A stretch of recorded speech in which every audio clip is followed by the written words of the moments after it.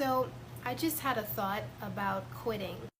One of the things that one of my parents told me and that I applied is what happens when you quit and then you find yourself quitting more than once, right? So one of the things that kind of come up when you quit something and then you find yourself quitting something else and then you find yourself kind of doing this continuously, you've created a pattern, right? Once you start quitting,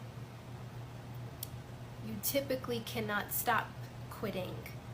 And so what this does, right, is you end up creating a pattern or a loop in which everything you start, you cannot complete. And now this is a pattern stored in the subconscious, which is where all your patterns are stored, right? Because it controls 95% of what you do.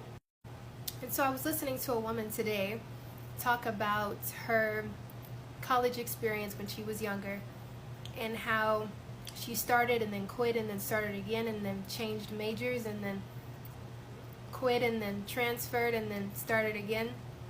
And what I was noticing was that even though she was trying to recall, an excuse as to why she didn't finish this time and didn't finish the next time and didn't finish the third time or whatever, what I heard was that she had created a pattern that she cannot intersect, right?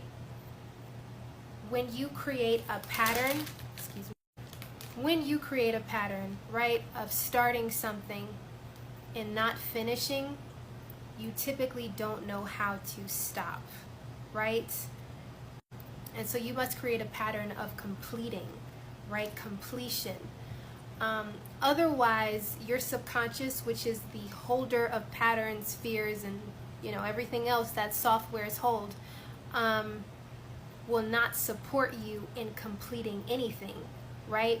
Because it has a track record of you starting something and then quitting or falling off due to whatever reason, right?